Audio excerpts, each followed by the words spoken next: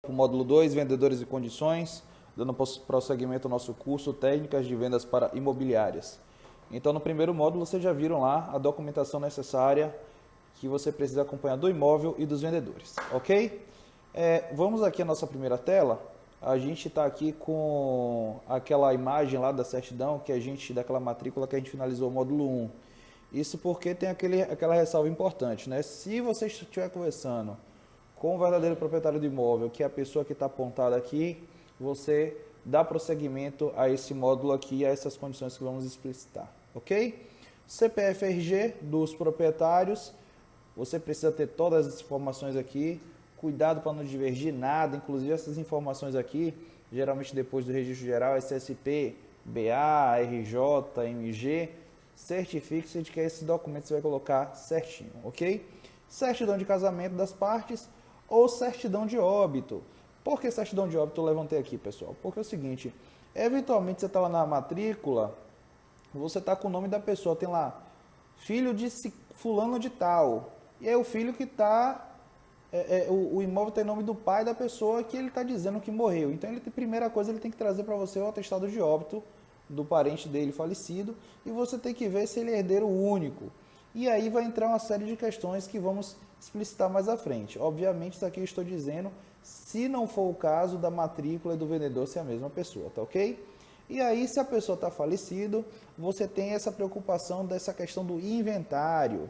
Então, por exemplo, alguns documentos necessários para a abertura do inventário: procuração, certidão de óbito do falecido, testamento, se houver, ou certidão comprobatória de inexistência do testamento, certidão de casamento ou prova da união estável, documentos pessoais dos herdeiros, escrituras dos bens imóveis, comprovação de propriedade de outros bens a inventariar e certidões negativas de débitos fiscais. Então, o que isso aqui tudo significa, pessoal? É o seguinte: como eu falei para você, se eventualmente o seu cliente, na verdade, ele está vendendo um imóvel que era do pai, da mãe, de alguém falecido, ele tem que comprovar que ele é o herdeiro legítimo daquele bem e se aquele imóvel não está sendo disputado por outros herdeiros. Então é por isso que é importante você saber se há um inventário em aberto. O que é um inventário? Inventário, quando a pessoa falece, ela tem mais de um bem, por exemplo, a justiça manda inventariar todos os bens e o valor de cada um desses bens para repartir por igual entre os herdeiros.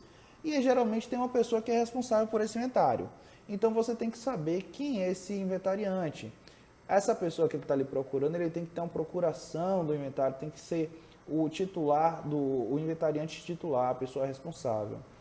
Como eu mostrei mais anteriormente, a certidão de óbito do falecido tem que ser vigente, né? Geralmente agora essas certidões são atualizadas.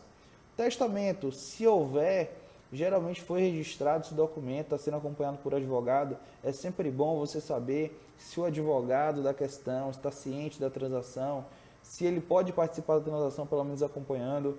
Certidão de casamento ou prova de união estável. A pessoa que morreu, ela era casada, estava em união estável?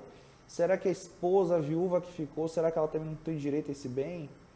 Documentos pessoais dos herdeiros, né? Quem são os herdeiros, se tiver mais de um, CPF, RG, comprovante de renda, comprovante de residência, todas as informações, se a pessoa é casada, solteira, devem possuir esses documentos e estar relacionados. Escritura dos bens imóveis, né? Se for mais de um, tem que ter essa relação no inventário, quais eram os bens e também o valor de avaliação de cada um deles. Comprovação de propriedade de outros bens a inventariar, se houver. Às vezes o inventário lá tem relação de imóveis, de carros e assim por diante. E certidões negativas são aquelas certidões que a gente tirou lá no módulo 1, né? Certidão da Justiça Federal, certidão, a matrícula atualizada, de débitos de IPTU, para saber se o imóvel já não está sendo alienado pela Justiça ou se não tem nada devendo, ok? E aí a gente entra nessa etapa de contratos e documentos. Isso, se as etapas anteriores foram vencidas e não há uma questão de inventário, se há um inventário, mas está tudo regular, aí você necessariamente vai entrar com o cliente um acordo para esses 3 contratos principais aqui. Quais são eles? Primeiro, uma autorização de venda. Nessa autorização de venda, ele está deixando claro que você é o intermediador da venda, que você vai ser o corretor imobiliário responsável pelo processo de venda, que você pode entrar no imóvel, que você pode anunciar o imóvel, que você pode levar pessoas no imóvel, que você pode declarar o valor que o imóvel está sendo vendido.